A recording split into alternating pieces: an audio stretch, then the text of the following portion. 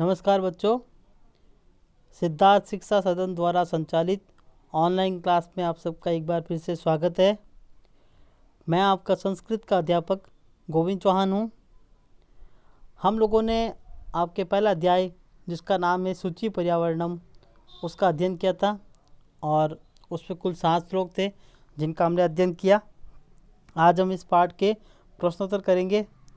तो देखिए, सबसे पहले पहला प्रश्न, एक पदेन उत्तरम लिखत, यानी एक पद में उत्तर लिखिए, एक शब्द में उत्तर लिखिए। अत्र जीवितम कीदृशम जातम। कीदृशम का अर्थ होता है कैसा, कैसी, कैसे। हमने जब प्रश्न निर्माण पढ़ा था तो उसमें हमें ये सवाल मिले थे। तो कीदृशम, कीदृशम यानी कैसा, कैसी, कैसे। तो यहाँ पर अत्र यानी यहाँ, जीवितम यानी जीवित यानी जीवन, कीदृशम जातम यानी कैसा हो गया है। तो इसका उत्तर है दुर्वहम यानी दूभर, यानी यहाँ पर जो जीवन है वो दूभर हो गया है, दुर्वहम। फिर है अनिशम महानगर मध्य किम प्रचलति। अनिशम का अर्थ है रात दिन या दिन रात। तो दिन रात महानगर के मध्य, महानगरों में किम प्रचलति यानी क्या चलता है। तो कालायसा चक्रम यानी लोहे का पहिया, महानगरों के मध्य लोहे का पहिया चलता है। कुत्सित वस्तु मिश्रितम किमस्ति, यानी खराब वस्तु मिलावट वाला क्या है, ऐसी क्या चीज़ है जिसमें खराब वस्तु की मिलावट होती है। तो वो है भक्ष्यम। भक्ष्यम का अर्थ है भोजनम, यानी हमारा भोजन जो है उसमें खराब वस्तु जो है वो मिश्रित की जाती है। फिर है अहम कस्माय जीवनम कामये। कस्माय के अंदर है चतुर्थी विभक्ति एक वचन, किम शब्दरूप पुल्लिंग, यानी मैं किसके लिए, मैं किसके लिए। आपको होता है बच्चों, चतुर्थी विभक्ति के अंदर हमेशा के लिए कारक चिन्ह लगाया जाता है। तो मैं किसके लिए जीवनम कामये यानी जीवन की कामना करता हूँ, मैं किसके लिए जीवन की कामना करता हूँ। तो देखिए इसका उत्तर है मानवाय। बच्चों, हमें जब प्रश्न में जिस विभक्ति में प्रश्न पूछा जाए उत्तर भी उसी विभक्ति का होना चाहिए, इसलिए मानवाय, मानवाय के अंदर भी चतुर्थी विभक्ति लगाई है, यानी मनुष्य के लिए, मैं मनुष्य के लिए जीवन की कामना करता हूँ।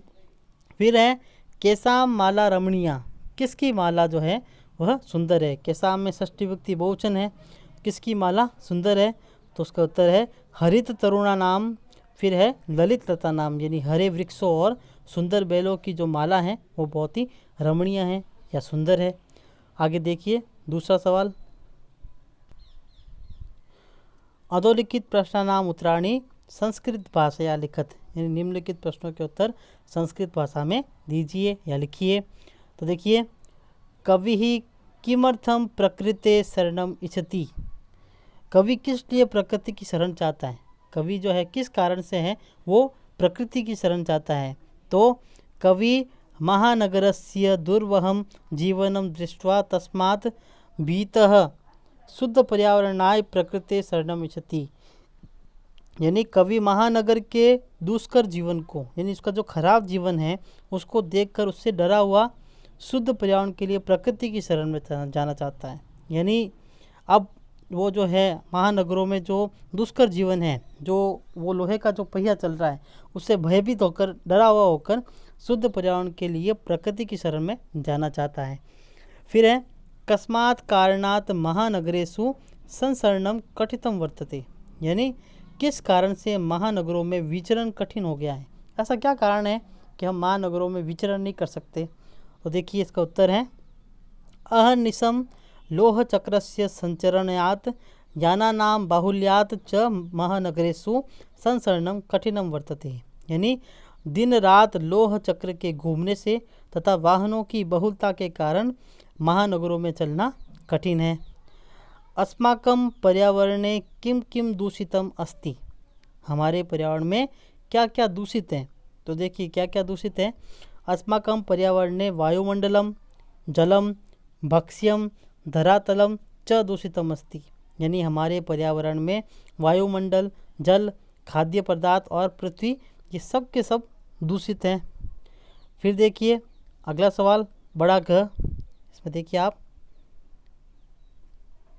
कवि कुत्र संचरणम कर्तुम इच्छति, कवि कहाँ विचरण या भ्रमण करना चाहता है। तो कवि ही ग्रामांते एकांते कांतारे संचरणम कर्तुम इच्छति, यानी कवि गांव के बाहर एकांत वन में भ्रमण करना चाहता है।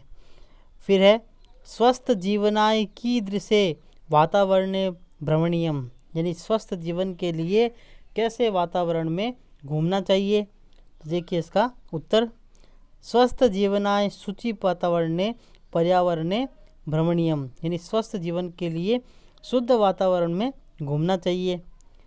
फिर देखिए अंतिमे पद्यांशे कवेः का कामना अस्ति, यानी अंतिम पद्यांश जो है उसमें कवि की क्या कामना है। तो अंतिमे पद्यांशे कवेः कामना अस्ति यत् निसर्गे पाषाणी सभ्यता समाविष्टा न स्यात्, यानी अंतिम पद्यांश में कवि ने कहा है कि प्रकृति में पाषाण युग की सभ्यता का समावेश नहीं हो, यानी हर जगह जो है हमें पत्थर नहीं दिखने चाहिए, हमें प्रकृति भी दिखनी चाहिए, पेड़ पौधे भी दिखने चाहिए, जीव जंतु भी दिखने चाहिए और सुखी मानव भी दिखने चाहिए। तो यही कामना है इसके अंत में कि मानव सुखी रहे, प्रकृति जो है वो हमेशा हरी भरी रहे, तो यही वो कामना रखता है। अब देखिए आपका जो तीसरा सवाल है, हमने ऑनलाइन अध्ययन के अंदर अब तक संधि का अध्ययन नहीं किया है, लेकिन ऑफलाइन में हमने ज़रूर किया है इसका। तो संधि से संबंधित प्रश्न है, मैं आपको मौखिक रूप से बता रहा हूँ, आपको ध्यान से सुन के समझना है।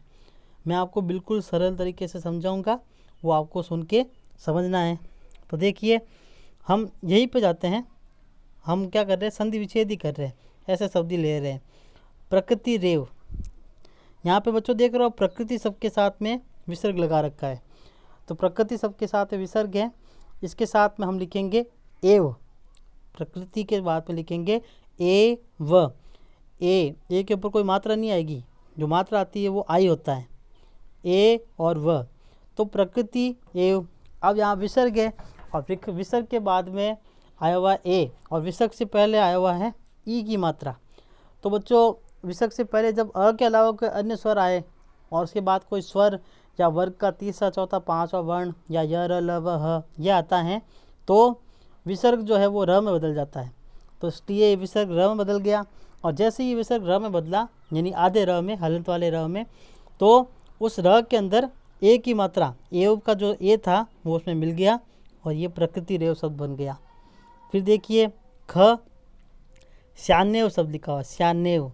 तो देखिए एक तो है स्यात शब्द हो गया, फिर बाद में इस जगह पे बच्चों लिखोगे आप न, इस जगह पे आप क्या लिखोगे न, और न के नीचे हलंत नहीं लगाना है, न पूरा है, और उसके बाद में लिखोगे आप एव, जो यहाँ पर लिखा था वो यहाँ पे लिखना है।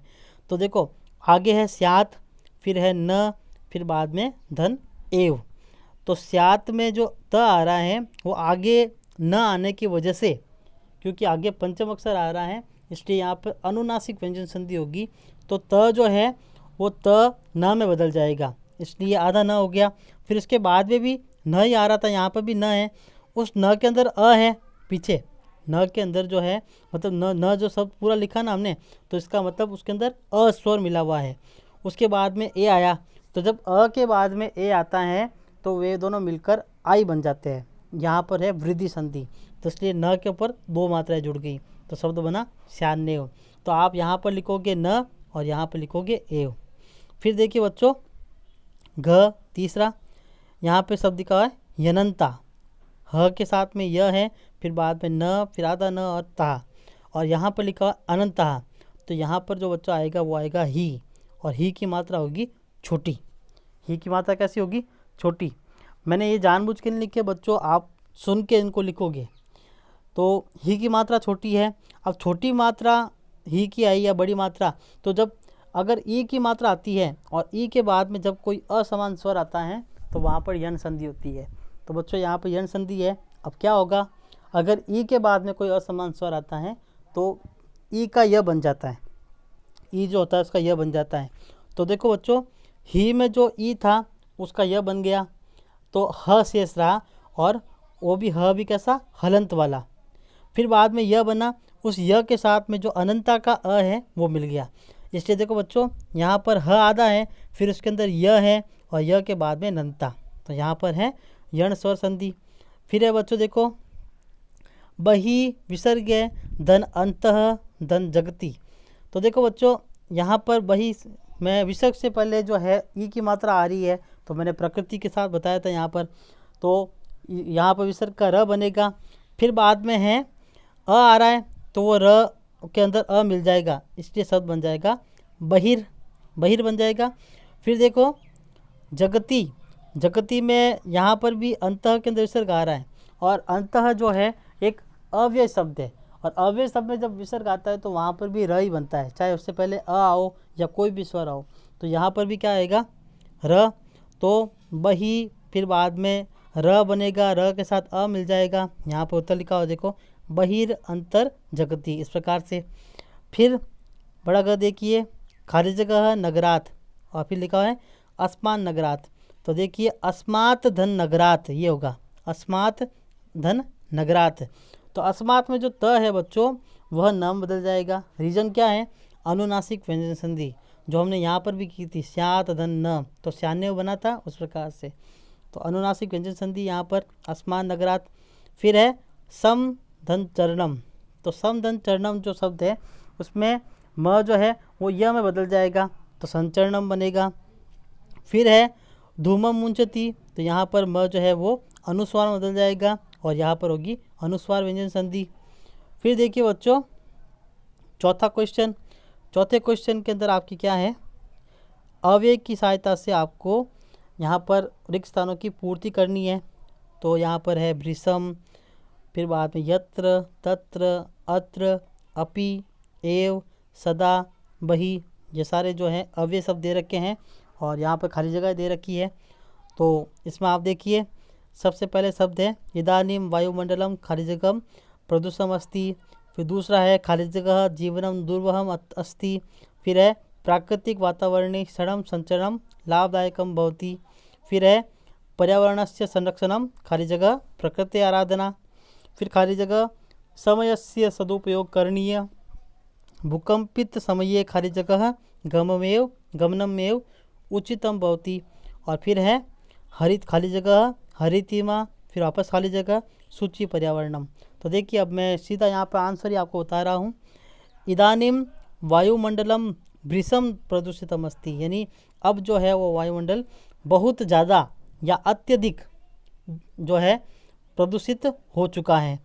फिर अत्र जीवनम दुर्वहम अस्ति, यानी यहाँ जीवन दुर्भर है। आगे देखिए फिर है प्राकृतिक वातावरणे क्षणम संचरणम अपि लाभदायकम भवति, यानी प्राकृतिक वातावरण में क्षण भर घूमना भी लाभदायक होता है। फिर है पर्यावरणस्य संरक्षणम एवं प्रकृति आराधना, यानी पर्यावरण का संरक्षण ही प्रकृति की आराधना है। फिर सदा समयस्य सदुपयोग करणीय, यानी हमेशा समय का सदुपयोग करना चाहिए। भूकंपित समये बहिर्गमनम एवं उचितम भवति, यानी भूकंप के समय बाहर जाना ही उचित रहता है। फिर यत्र हरितिमा तत्र शुचि पर्यावरणम, जहाँ हरियाली है वहाँ शुद्ध पर्यावरण है। अब देखिए आगे पांचवा सवाल, अधोलिखिता नाम पदा नाम पर्याय पदम लिखत, निम्नलिखित शब्दों में इनके पर्याय पद हमको लिखने हैं। तो देखिए दायक उत्तर देखते हैं इनका। सलीलम का क्या हो जाएगा जलम, यानी सलील का अर्थ भी जल और जलम का अर्थ भी जल। आम्रम का हो जाएगा रसालम, वनम का हो जाएगा काननम, शरीरम का हो जाएगा तनु या देहम, फिर कुटिलम का हो जाएगा वक्रम, और पाषाणाम का हो जाएगा प्रस्तरम। फिर आ दे रखा उसमें अधोलिखित पदा नाम विलोम पदानी पाठात चित्वा लिखत, यानी निम्नलिखित पदों के विलोम पद पाठ से चुनकर लिखिए। तो देखिए विलोम पद क्या है, विलोम पद देखते हैं। सुकरम, सुकरम का हो जाएगा दुष्करम। फिर है गृहणंती, तो वितरंती। दानवाय, मानवाय। दूषितम, शुचि। निर्मलम, समलम। शांतः, अनंतः। अब देखते हैं छठा सवाल इसका। उदाहरण के अनुसार पाठ से चुनकर समस्त पद और समास का नाम लिखिए। ये जो टॉपिक है ये भी आपके लिए नया नहीं है बच्चों, आपने 9th तक पढ़ा है, और एक बार आपस इसको देख लेते हैं यहाँ पे, फिर ऑफलाइन भी एक बार इसको ज़रूर पढ़ेंगे। तो यहाँ पे सबसे पहले दे रखा है उदाहरण के रूप में यथा, मलेन सहितम, समलम समस्पद लिखा हुआ है और इसमें है अव्ययी भाव समास। तो देखिए मलेन सहितम समलम, मैंने आपको अव्ययी समास में बताया था कि जहाँ पर स लगता है तो उसके साथ में तृतीय विभक्ति का प्रयोग किया जाता है, इसलिए मलेन सहितम, स का अर्थ हो गया सहितम और मल शब्द के साथ तृतीय विभक्ति का प्रयोग करेंगे तो मलेन, तो मलेन सहितम। फिर है हरिता च ये तरवह तेसाम, तो इसका है हरित तरुणाम, यानी कर्मधारय समास है। अब देखो इसमें इसका हिंदी अर्थ क्या है, हिंदी अर्थ है तरव, तरव का अर्थ क्या हो गया, पेड़ पौधे वृक्ष, और वृक्ष हरे हैं जो वृक्ष, यहाँ पर इसका हिंदी अनुवाद है हरे हैं जो वृक्ष। तो यहाँ पर वृक्षों की विशेषता बताई जा रही है और वृक्षों की विशेषता है कि वृक्ष हरे हैं, और जहाँ पर विशेषता बताई जाती है वहाँ पर विशेषण विशेष्य कर्मधारय समास होता है। तो हम यहाँ पे सिर्फ कर्मधारय समास लिखेंगे, तो इसका होगा हरित तरुणाम और कर्मधारय समास। फिर है ललिता च यहाँ लता, ठीक है, मतलब वह लता जो ललित है, जो हिल डुल रही है, तो ये भी इसकी विशेषता हो गई, इसलिए ललित लता नाम शब्द बनेगा और यहाँ पर भी कर्मधारय समास होगा।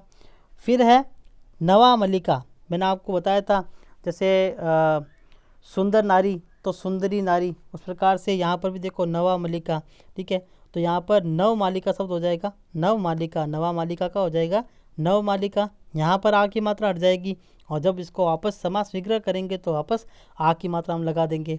इसमें भी कर्मधारय समास है, यानी कैसी माला, नई माला।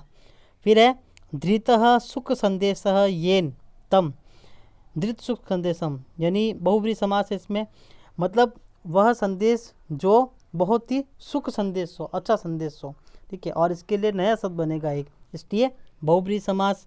फिर है कज्जलम इव मलिनम, काजल के समान मलिन, तो यहाँ मलिन कैसा, काजल के समान, काजल के समान मलिन, यहाँ पर इव शब्द आया हुआ है और आपको होता है जहाँ पर इव शब्द लगता है वहाँ पर उपमान उपमेय कर्मधारय होता है, लेकिन हम यहाँ पर उपमान उपमेय नहीं लिख के सीधा कर्मधारय लिखेंगे, तो कज्जल मलिनम यानी काजल के समान मलिन। फिर है दुर्दांते दसनय, तो दुर्दांत दसनय, यहाँ पर भी कर्मधारय समास होगा। आगे देखते हैं सातवां सवाल। सातवां सवाल जो है वो आप पहले भी कर चुके हो ऑनलाइन क्लास में, वो है प्रश्न निर्माण के लिए, तो रेखांकित पदों के आधार पर प्रश्न निर्माण कीजिए। तो देखिए इसमें पहला सवाल क्या है, देखिए पहला सवाल शक्तियानम कज्जल मलिनम धूमम मुंचती, यानी मोटर गाड़ी काजल की तरह मलिन धुआं छोड़ती है।